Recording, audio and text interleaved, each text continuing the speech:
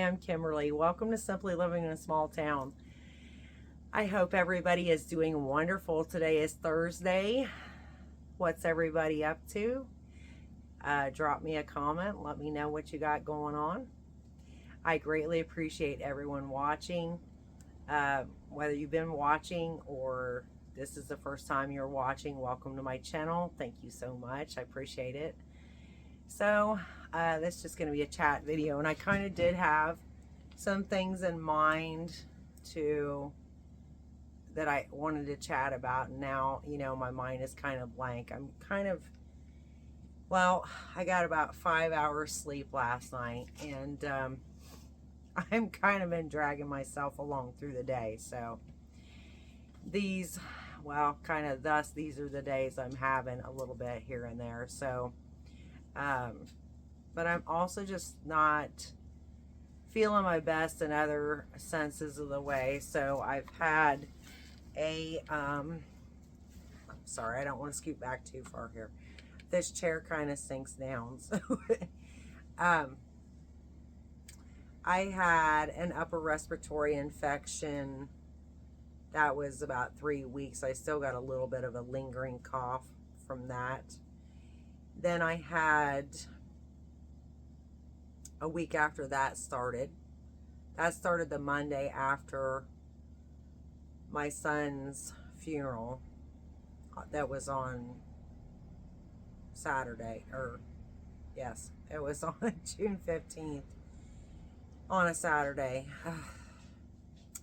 But so that started the Monday after the upper respiratory infection. So that's carried on for how long? So then a week after that, I got poison ivy because I was taking my aggression out on some vegetation outside that needed cleaned up. There was some poison ivy mixed in with the vines and what. I have literally cleaned up stuff like that for a good 20 something, 20 years, 20 something years. I mean, when I had the other house, I would always have that every spring/summer or whatever. I would just clean all that stuff up. There would be poison ivy, no big deal. I would just pull it and get rid of it. Well, I never had any issue with it outside of, so one time, I must have been like 16, 17. Maybe I was 16. I remember I was in high school. I was a teenager. And I actually did have allergic reaction to it because I literally I had it all over my face. My eyes were swollen. I remember I could barely open my eyes, and my face was very itchy. And I remember very vividly that it was during the 4-H, the county 4-H fair. And I was in 2 different 4-H clubs, and I showed horses. And then I did a bunch of other projects and stuff. So I would always spend the week basically over at the fair. And it was a couple days into it or what there. I remember then I had this, all of a sudden, poison ivy. Thankfully, at that time, it only lasted a couple of days. Quite honestly, like, that it was bad. And then, I was okay. It like, moved on pretty quickly. But as an adult, I've never had any problems with it. I've always just, I remember since the first time I pulled it, I thought, well, okay, nothing happened. And I went on, and I've done it ever since, no problem. But I believe and I know that this is what happened, was the fact that, so I have 2 autoimmune diseases. I have rheumatoid arthritis and lupus, and so I have a weaker autoimmune system. I also take medication that weakens my autoimmune even more so. And then that whole week where my son had passed away, that whole week was just absolutely draining. between not eating and sleeping enough, and then the just literal mental drain of like the week of arrangements and picking flowers, and just it was it was really just so much. And then at the end of the week was his visitation, and I actually ended up being there 4 hours, but we were supposed to be there for like 3. And that was just draining. I talked to so many people. I'm literally so grateful, though, that absolutely so many people showed up for me and were, that meant a huge amount to me. There were just some really amazing people. My best friend that I grew up with from school showed up, and she doesn't even live in this state anymore and hasn't for a long time. I didn't expect that. And then my ex-sister-in-law and her daughter, and they drove 3 hours one way just to get here to come. And so there was quite a few people that really really blew me away, and I'm so grateful for that. But anyway, overall, like, I didn't have enough to drink that night. I was like dehydrated. I was constantly talking, and it's just, even the social aspect of it, just so many people, and my head's just, it just was a lot. And so, all that drained me even more, which is why I ended up getting sick. And then the poison ivy. So the poison ivy, I figured out, yes, that's what happened. Was my system was just so weak at that point because I was sick still, with the upper respiratory infection. And then I go out there and I'm doing all that, and then that's why I had. So then for weeks, which it's like it was literally all over this arm. And I still can feel like a couple, it's weird, just, I don't know. I still feel a couple of like little bumps or whatever, but it's been pretty good now for a week. So thank the Lord. Because that was just, oh my gosh, y'all, I just kept itching, scratching, not trying to, but I had to go get calamine and Benadryl, and I'm just like, oh my gosh, please. What was really bad, I would get to where then I wasn't scratching or anything during the day, but then it was hard when I'd get up in the morning because my arm would warm up, in the bed, under the blanket, and then I'd get up in the morning, and then that's when it would feel intensely, itchy. So I am still, I still got sorry about that. I still have just a little bit of cough trying to hang on, but outside of that, I am feeling much better now. I just need to get like more sleep. And of course, I'm suffering some depression, so I think that is also wearing me down, making me feel, even more tired, basically. And so I've just, a lot has been going on, and I feel like days are going by, and I'm just like, it's weird. I feel like I'm just like simultaneously just I'm just passing through these days, and I'm not, it seems like I'm somewhere else, even though I'm not, but it's a very strange feeling recently. And I do know this has forced it forced me to come to a complete halt in my life, pretty much. For several years now, I've been saying my life seriously needs to slow down. So before my house ever even burned down, I was saying this because I had this 13-room house. It was beautiful, but it was a lot of work. And then, just to keep it clean. And then your regular, I cooked the meals, I did the laundry, I paid the bills, managed all the money and all this, all these things. And even that was like, it had become too much for me, is what I'm saying. It had become so much for me. And I was always saying, man, I really need to slow down. I didn't feel like I was getting to enjoy life like I really wanted to. And I was trying to pursue working on like starting my own business.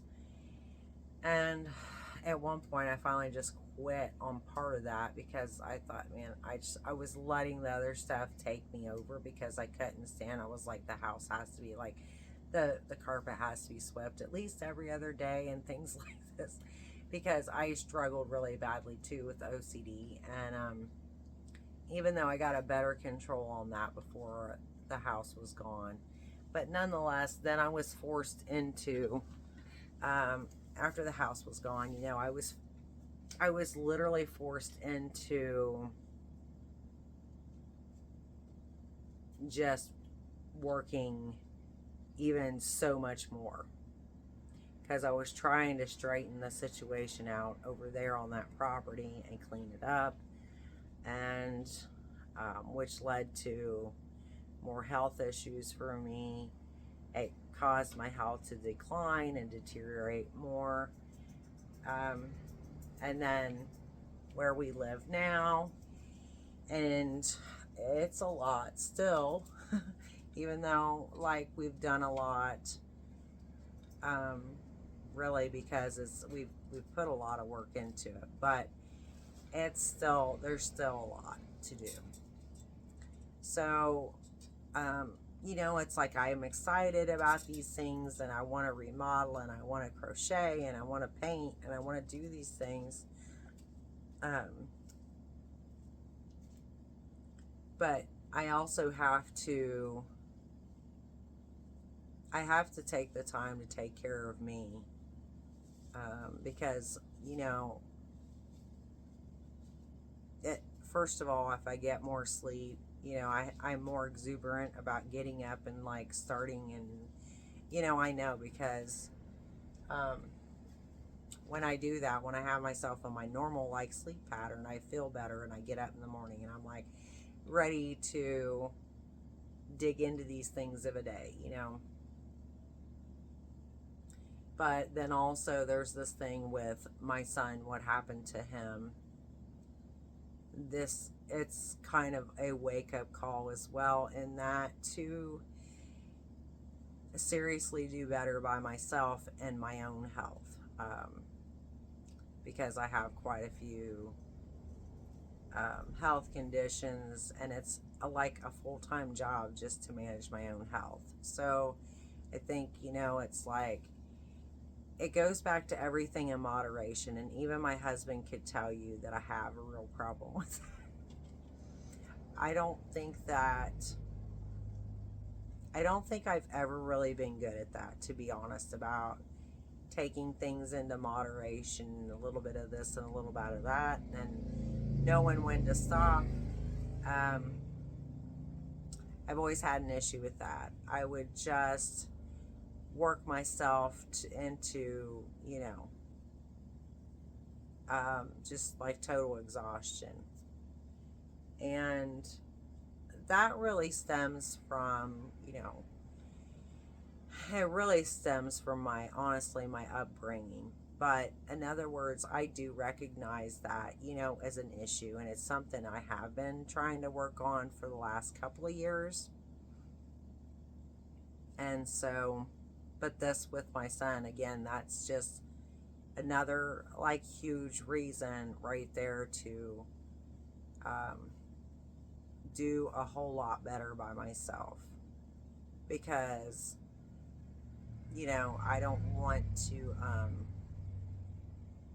get worse, or me not be here for my daughter and my husband, you know. And really, the truth is what happened to my son could have literally fully been prevented, sadly. And that's part of which I am struggling with too, because he should still be here. He basically died from complications of seizures. He was diagnosed in 2022 with juvenile myoclonic epilepsy. And so the episode that took place, Yeah, he had went on a trip with his dad on that Saturday, and they went to an amusement park. They were gone all day, didn't get back till late, and Devin wasn't really feeling good, which, you know, epilepsy can be, or not epilepsy, I meant seizures, can be triggered by sleep deprivation. There's triggers for that, just like what I've been going through with my stuff. When I have like all these things coupled together, then it's like, and I've been struggling with that too, my body going through a flare up. But anyway, sleep deprivation is one thing that can trigger seizures. He rode, I know, at least a roller coaster, which is a potential trigger. But nonetheless, he was complaining initially that he didn't feel good, that I guess, had like acid reflux, and he took a couple a prescription strength tablet that didn't do him any good, and then he asked his dad for something else, and he gave him a couple Tums. And then about 30 minutes into them being home, he started having a seizure. I know, she's just telling me it's raining. So from my understanding, from like 2 to 4 a.m. in the morning, he was having like continuous or continual, however, you say that, like seizures, which should never be a thing that happens, okay? Because within 4 to 5 minutes of a person having a seizure, you need to absolutely call 911 and get the person medical attention. Because if it's like an episode like that, that alone can cause permanent brain damage.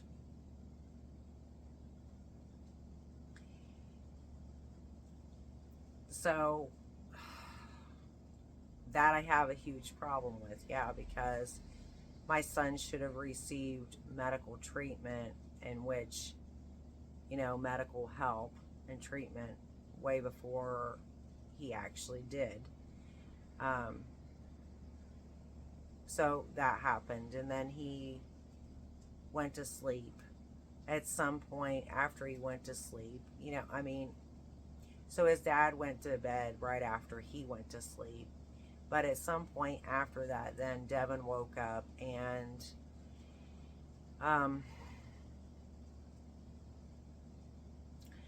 vomited, and then aspirated that back into his lungs, which can then cause, in other words, bacteria in your lungs that can cause infection. So he vomited, aspirated it into his lungs. Apparently, in other words, tried to, this was in bed, tried to get up out of bed or what, and collapsed on the floor and stopped breathing, which is cardiac arrest. Now,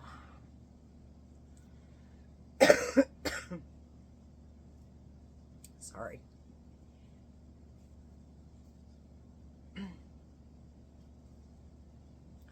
So that bacteria in the lungs then can cause infection, which is referred to as aspiration pneumonia, which generally happens after a person has had a recent seizure. So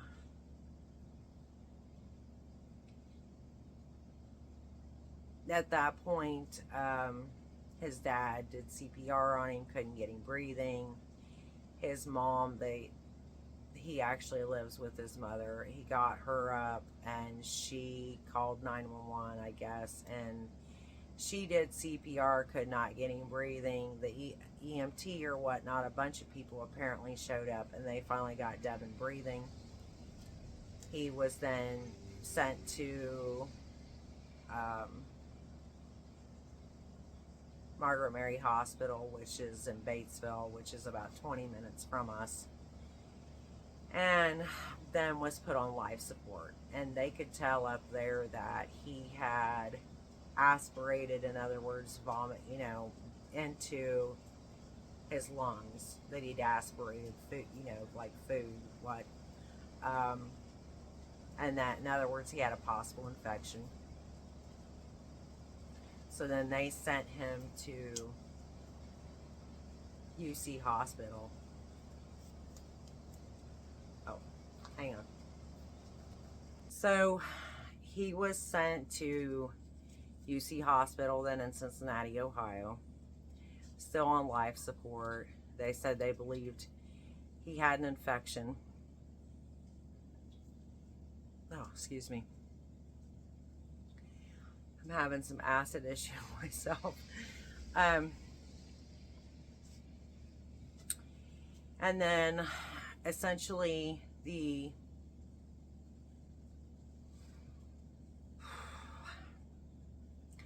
infection spread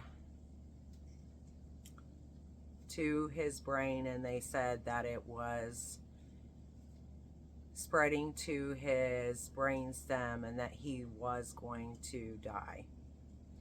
And they would have to shut the life support off. The whole time, Devin was never conscious again since he collapsed at his grandma's house. And matter of fact, they had given him anti-seizure med at both hospitals, and his whole body was just convulsing very badly for a very long time. And this was up at UC. He was just convulsing for hours, and they had even said that they had given him a high dose anti-seizure med to get that, to stop, but that, he was still, so a lot happened there. But I've kind of done a lot of mulling this over about talking about this, and for quite a few reasons. But the point is I did want to talk about this. I decided I really did, because I want people to know, and not just what happened to him.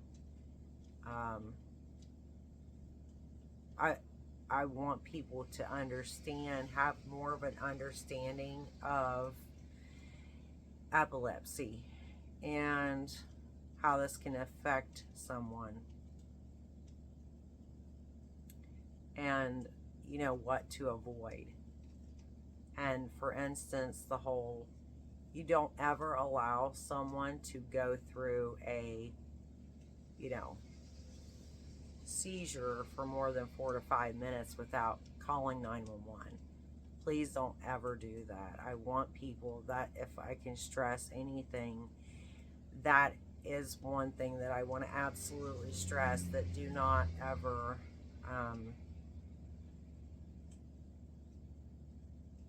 not do that, because again, that can cause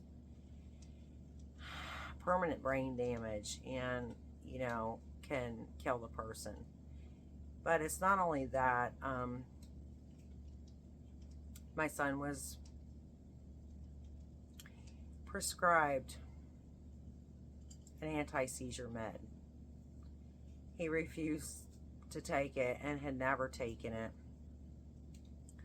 and actually was going through some natural touch therapy, which seemed to help to some degree, but again is not a this was something else I wanted to mention. It is not a solve all, fix all for something like that. His dad said to me the week that, the week that my son passed away, but he hadn't been having seizures for so long. That is completely irrelevant. It does not matter. This is another type of chronic type of condition where that's like me. I can be good for, I don't know how long. You could ask Kayla from Llama Mama Kayla's YouTube channel, and she would tell you the same thing. I could name how many other people too. Anyone living with a chronic condition, we never know how we're going to wake up and how we're going to be affected that day. If you have rheumatoid arthritis, osteoarthritis, lupus, fibromyalgia, like epilepsy, so many different things, you don't know how you're going to be affected of a day when you wake up the next morning. And that's providing you wake up. I'm not trying to be, I just want people to understand that this is serious. It's very serious. My son would still be here. I feel like had he taken the medication, first of all, he was 22 years old. I couldn't force him to take it, neither could his dad. He was worried about the side effects of the medication, which I do understand that. I had a hard time myself accepting that I had to take prescriptions for the various things I have going on. Because it became, more and more, like more prescriptions. I understand that, but sometimes you have to concede to that, and sometimes that's what we have to do because that's better than the alternative, And so I know he was afraid of the side effects of it, and he was just terrified. And in general, I want to tell you, he was terrified and didn't want to accept. He didn't want to accept the diagnosis at all. I totally understand that. It's exactly how I felt when I quit when I made the decision finally to quit working full-time, the job I had. That was back in 2017. But something very prolific happened in my life that really just, it smacked me in the face. I was trying to live in denial with the arthritis and everything, and just keep going and keep working even though I had all these problems while I was trying to work. And my husband finally said to me, he would hear me come home. I'd come home late, and because I worked anywhere from 1 to 3 o'clock in the morning. And so I would come in late, he would be asleep, and I would be basically crawling up the stairs, and I would stop, and I would be crying, because I would be in so much pain, y'all.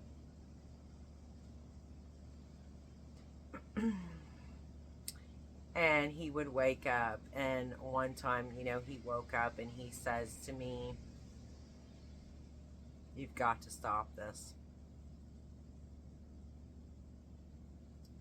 And I was just like, "What?" And he said, "I'm serious, you've got to stop this. You are killing yourself."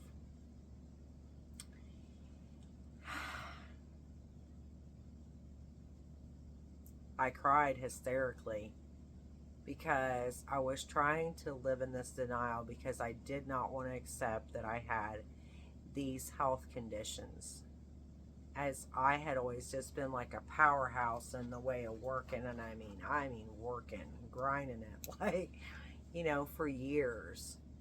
And there was no part of me at all that wanted to accept this. And when he said that to me, because I wasn't even able to say it out loud. I was trying to just go through the daily motions of life. But when he said that to me, it was so powerful to me. I cried hysterically, and because he had said to me too that you're disabled. You need to stop doing this to yourself. And so I cried hysterically. It was like this huge thing just smacked me in the face, you know. It just really made me confront where I was at. And then, you know, it was still, but there's stages to this. It's like everything else, and I understand that, you know. There are stages to the acceptance of it. It's extremely hard. Just like when somebody passes away, like what I'm going through now, there's stages of grief involved with that. This is in a different way, obviously, but there are stages that you go through. So that was really the first of me accepting, like, you know, that he was right. He was right was the reality, and I needed to change things. So I totally understand where my son was coming from, of being in denial and being terrified and that of what he had. But I just wish things, you know, had turned out obviously differently. But it's important to me, and I believe it would be to him, that people know, and people that I help people understand this, so it doesn't happen to somebody else. My son was this beautiful, very loving, gentle soul, and he enjoyed helping people. He really cared a lot, even when he was a very small child. At one point, he was saving money for a video game, and he had like $50 saved up, and there was like a I can't remember if it was a tsunami. I think it was a tsunami that had happened, and he had seen it online that this had happened, and he was actually reading about, he had found where you could get help for these people and get like them, and like you could get people like an entire week of food and housing for $150. And he told his dad he wanted his $50 to go towards that because those people needed help. I mean, and he was a little kid when he did this. And my ex-husband, his dad, told this story at the funeral, and I literally remember that, and I thought, wow, you know, and it was just one of many things. That child of ours had this like huge heart for people, and I know that if anything, he would want me to, you know, help people in regards to like him passing away. You know, he would want me to be able to help people in a way with this. So that's why I did want to explain this and talk about it a little bit, despite it being extremely hard. And again, it could have been prevented.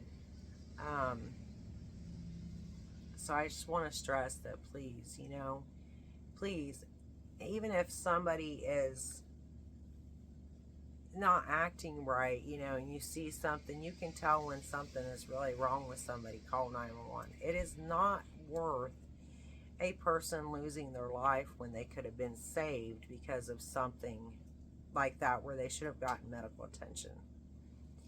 So I just want to stress that, and I wanted to talk a little bit about that. And I actually am planning to do another video altogether specifically in regards to this, but you know, this is part of what I'm dealing right now. So I am trying to move forward the best I can, and it's just going to be, you know, a process, a huge process, because one, I've never been through before, and it's very hard for me to even understand like how to move forward, really, honestly, without him. But, you know, I have people that need me here too, and I have things that I still need to accomplish in my life. So there's still a lot more to go.